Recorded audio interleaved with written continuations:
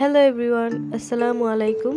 আজ নিয়ে এলাম বেসিক স্পঞ্জ কেকের রেসিপি, যেটা একদম বেকিং পাউডার ছাড়া করা হয়েছে। তো চলুন শুরু করা যাক। আমি একটি পাত্র নিয়ে নিয়েছি।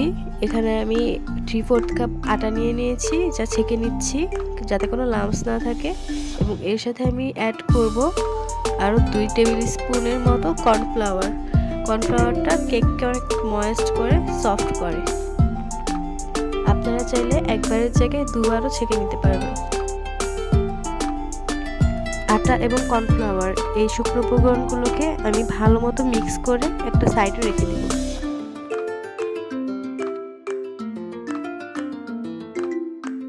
আরেকটি পাত্রে আমি 4টি ডিমের সাদা অংশ নিয়ে নিয়েছি। এতে লবণ দিয়ে আমি বিট করে নিব, মিডিয়াম স্পিডে বিট করব। যখন হালকা হালকা বাবলস দেখা যাবে তখন আমি চিনি অ্যাড করে দিব। সম্পূর্ণটা একেবারে দিব না, অল্প অল্প করে মিক্স করতে থাকবো। চিনি সম্পূর্ণ না গলা পর্যন্ত বিট করতে থাকতে হবে। অনেকের কমপ্লেইন থাকে যে অনেকক্ষণ ধরে বিট করার পরেও চিনিটা দানা দানা রয়ে যায় কেক বানানোর পর, যেটা হচ্ছে দাঁতে কিচকিচ করে। তাদের বলছি আপনারা চাইলে ব্লেন্ডারে চিনিটা গুঁড়ো করে নিতে পারেন, তাহলে এই সমস্যাটা থাকবে না। চিনিটা সম্পূর্ণ গলে যাওয়ার পর আমি অ্যাড করছি 1/4 কাপ রান্নার তেল, সাথে দিয়ে দিচ্ছি 4টা ডিমের কুসুম এবং 1 চা চামচ ভ্যানিলা এসেন্স। আমি রেডম্যানের ভ্যানিলা এসেন্সটা ইউজ করছি। 20 থেকে 25 সেকেন্ডের মতো বিট করে নিচ্ছি।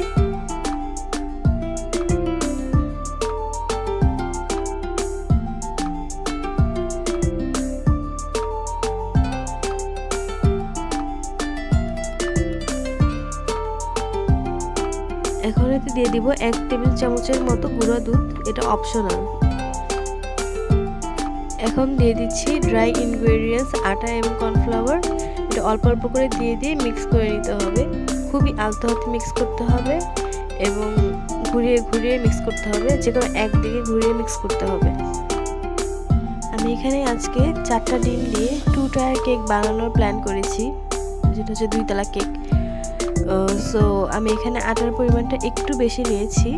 আপনাদের যদি মনে হয় যে মিশাতে আটার পরিমাণটা, মিশ্রণের পরিমাণটা একটু টাইট হয়ে যাচ্ছে, তখন 1 টিস্পুন বা 2 টেবিল স্পুনের মতো ওয়ার্ম ওয়াটার ইউজ করতে পারেন।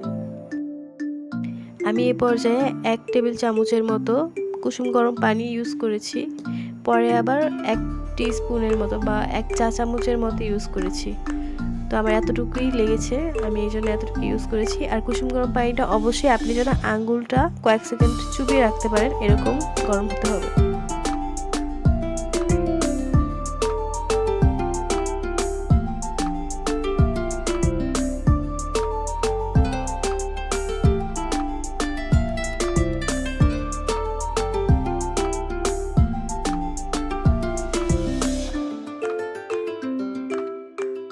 ব্যাটারের কনসিস্টেন্সিটা আমি দেখিয়ে দিচ্ছি, ঠিক এইরকম হবে। কেক দুটো আমি 4 ইঞ্চি এবং 7 ইঞ্চি দুইটা মোল্ডে বেক করে নিব। আমি ফার্স্টে তেল ব্রাশ করে নিচ্ছি, এরপর এটার উপর একটা কাগজ দিয়ে নিব, যে কোনো কাগজ হলেই হবে। যে পাত্রে বেক করবেন সেই পাত্রের অর্ধেকের কম ব্যাটার দেওয়ার চেষ্টা করবেন, নাহলে কিন্তু এটা ফুলে আর একটু জায়গা নেবে। যদি বেশি দেওয়া হয় তাহলে আবার উতলে পড়ে যাবে। আমি এখন একটা কাঠি দিয়ে চারপাশ সমান করে দিচ্ছি এবং এটাকে ট্যাপ করে নিব, যাতে ভিতরে কোনো লাম্পস না থাকে।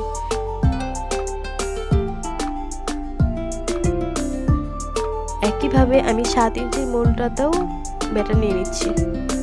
আমি চুলাতে বেক করব, এই জন্য একটি মোটা তলাযুক্ত ফ্রাই প্যান নিয়ে চুলার আঁচ এমনভাবে দিব যাতে চুলার আগুনটা ফ্রাই প্যানে হালকাভাবে স্পর্শ করে। যারা অ্যালুমিনিয়ামের হাঁড়ি ইউজ করতে চাচ্ছেন তারা চাইলে নিচে একটা তাওয়া দিয়ে নিতে পারেন। আমি প্রায় 35 মিনিটসের মতো বেক করেছি। আপনাদের কেকের উচ্চতা যদি আরেকটু বড় হয় তাহলে আপনারা আরেকটু বেশিক্ষণ রাখবেন, 50 থেকে 55 মিনিটের মতো রাখতে পারেন। কেকটি খুবই সফট হয়েছে, আমি ডিমোল্ড করে দেখাচ্ছি। গরম অবস্থায় কখনোই কেক ডিমোল্ড করতে যাবেন না, এতে কেক ভেঙে যেতে পারে। আপনারা একদম ঠান্ডা করে নিয়ে তারপর কেকটাকে ডিমোল্ড করবেন।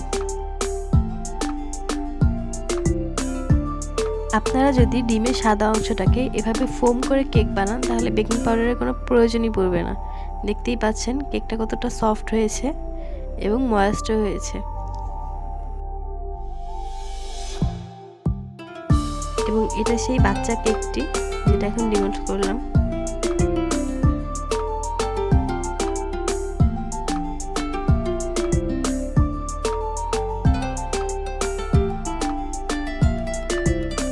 আমি কেকগুলোকে স্লাইস করে প্লাস্টিক র্যাপার দিয়ে মুড়িয়ে ফ্রিজে রেখে দিয়েছি, আগামীকাল ডেকোরেশন করব।